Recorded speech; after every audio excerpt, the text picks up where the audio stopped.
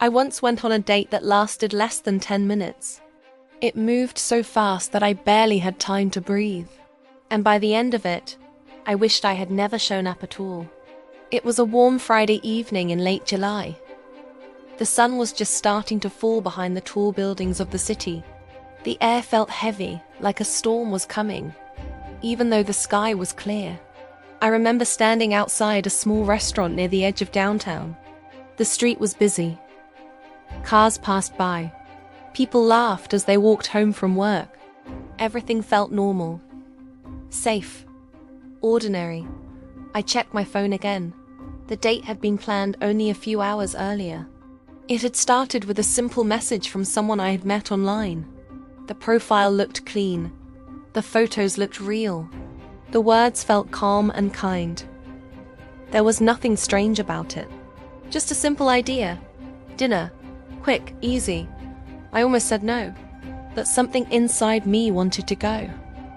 Maybe it was boredom. Maybe it was hope.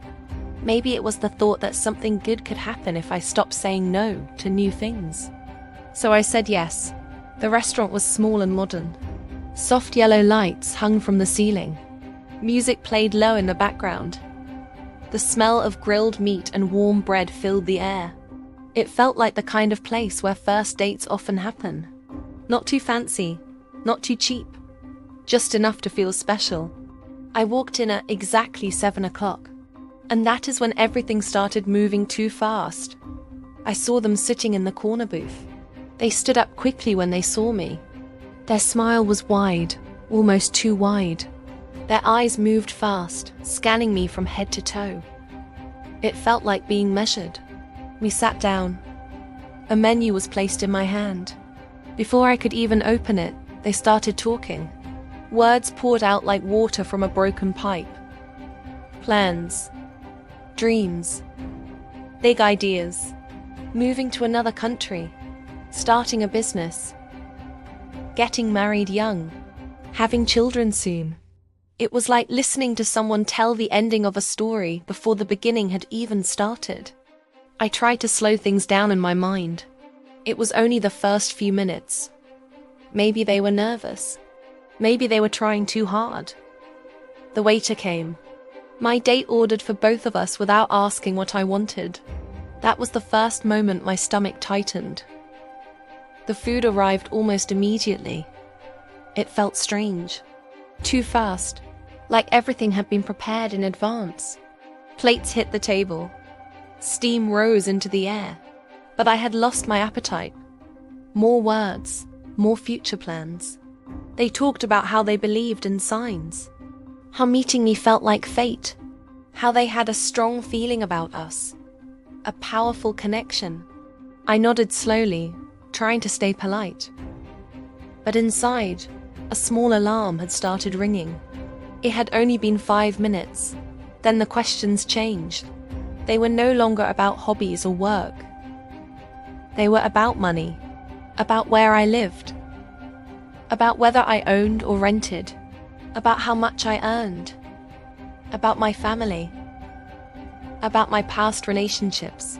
Each question came quickly. No pause, no space to think. It felt less like a date and more like an interview. The room suddenly felt smaller. The lights seemed brighter. The music louder. I looked around. Other couples were laughing softly, eating slowly, enjoying their night. But at our table, time was racing. My date leaned closer. Too close, their voice lowered. They said they did not believe in wasting time. They believed in moving fast when something felt right. They said life was short.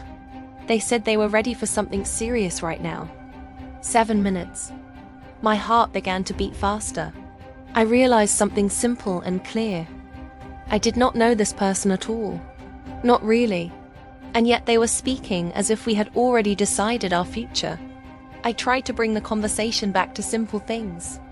Movies, music, travel. But every topic returned to the same place. Commitment, money, moving in together. Big promises. The speed was not romantic. It was frightening. Then came the moment that changed everything. They reached into their bag and pulled out a small velvet box. For a second, I thought I was imagining it. The box was placed gently on the table between us.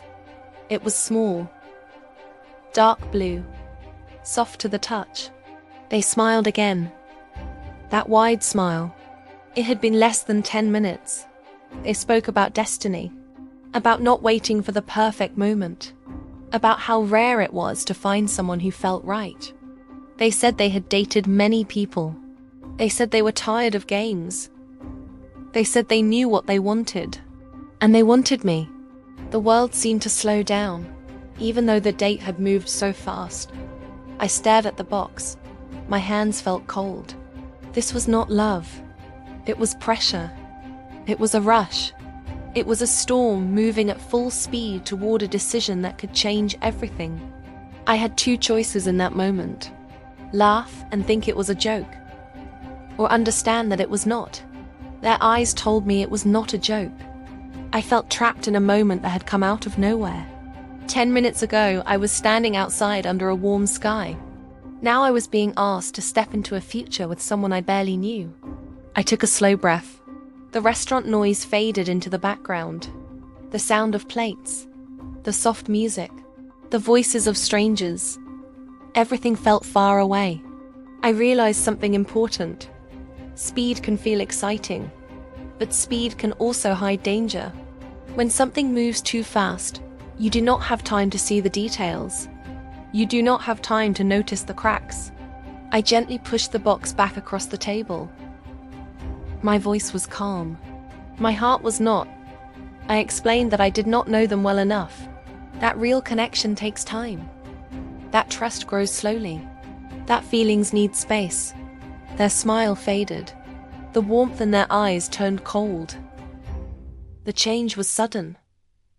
They accused me of being afraid, of wasting their time, of not understanding what real love looks like. The pressure grew heavier. People at nearby tables started to glance over. It had been 9 minutes. I stood up. I placed money on the table to cover the meal, and I walked out.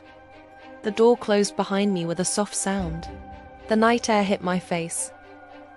Cool, fresh, real. I walked quickly down the street, my heart still racing. It would have been easy to stay, to say yes just to avoid the scene, to ignore the warning signs because saying no felt uncomfortable. But I did not. As I moved away from the restaurant, I felt a strange mix of relief and fear. Relief that I had left. Fear of what could have happened if I had stayed longer. Later that night, messages flooded my phone. Angry messages.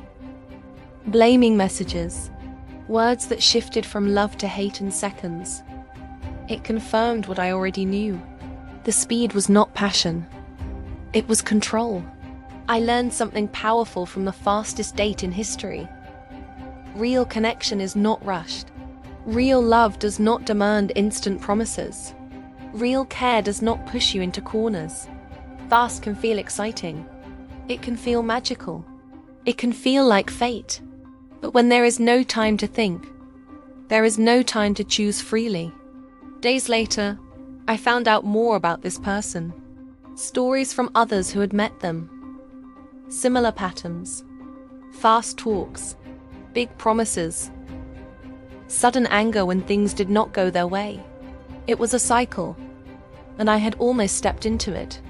Looking back, the signs were there from the start. The quick planning. The strong words before real conversation.